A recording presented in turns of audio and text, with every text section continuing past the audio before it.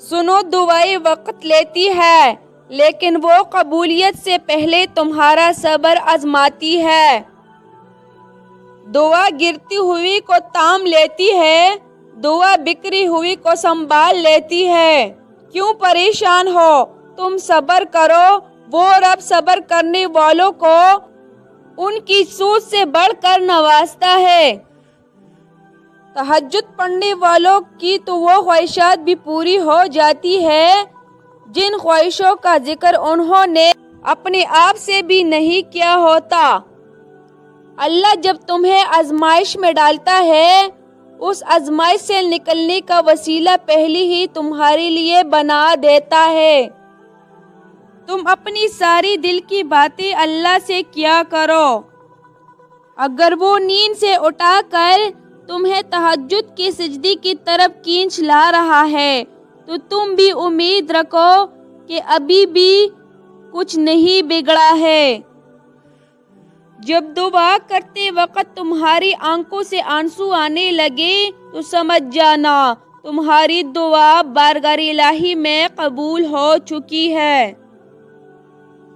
وہ تمہیں آزما رہا ہے ہر اس چیز سے جو تمہارے دل کا سکون ہے۔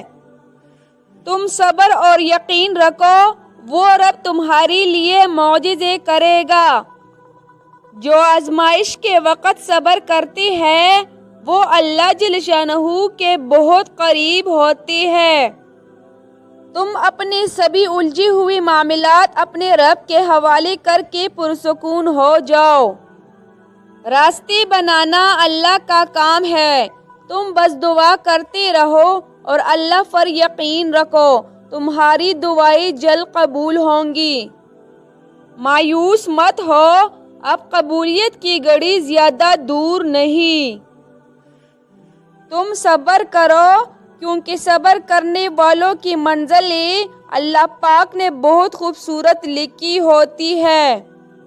قبولیت کی گھڑی اب دور نہیں، انشاءاللہ تمہاری ساری دعاؤں پر کن کر دیا جائے گا۔ اللہ تعالیٰ پر یقین رکھنے والوں کی کبھی ہار نہیں ہوتی۔ اللہ جب کچھ عطا کرنے پر آتا ہے تو تمہارے مخالف کو بھی تمہارا وسیلہ بنا دیتا ہے۔ جب تک ہار کر دنیا کی ٹھوکر کھا کر تم اس کے در پر بیٹھ جاتے ہو، پھر وہ تمہیں اپنے قریب کر لیتا ہے، تمہارے سارے دکھ سمیٹ لیتا ہے۔ اللہ جل شانہ جب راضی ہو جائے تو مشکلیں خود ہی حل ہو جایا کرتی ہے۔ اللہ اس خیال کو تمہارے دل سے جوڑتا ہی کیوں اگر اس نے اسے تمہارے مقدر سے نہ جوڑنا ہوتا۔ وہ مالک کن فیکون کر دے گا تمہاری ساری دعاؤں پر، کن قبولیت کا وقت تو آنے دو۔ جو دعائیں تمہارے لبوں پر آتے آتے روک جاتی ہے، سنو میرا اللہ وہ دعائیں بھی سن رہا ہے تمہاری۔ اللہ تعالیٰ اپنے بندے سے بہت محبت کرتا ہے، سنو تم اس کی چاہت میں سر جھکا کر تو دیکھو۔ مایوس نہ ہو، اللہ ہے نا، وہ تمہیں دیکھ بھی رہا ہے اور تمہاری دعائیں سن بھی رہا ہے۔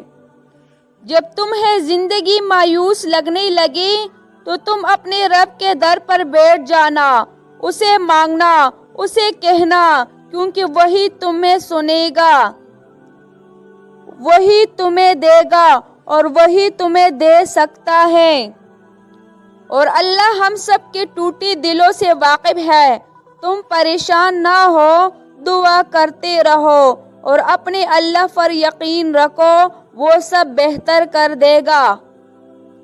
الجھی ہوئی زندگی کو اللہ تعالیٰ کے سوا کوئی نہیں سلجھا سکتا۔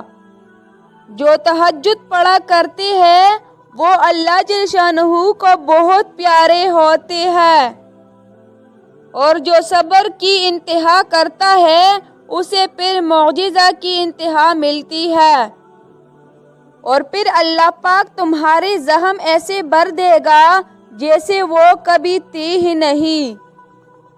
اور پھر رب کے فیصلوں میں راضی ہونے میں ہی ہماری بہتری لکھی ہوتی ہے۔ دعا کے بعد یقین بھی رکھا کرو کیونکہ وہ المجیب بھی ہے۔ اور پھر میرے رب کا کرم ہو ہی جاتا ہے اپنے پیارے بندوں پر۔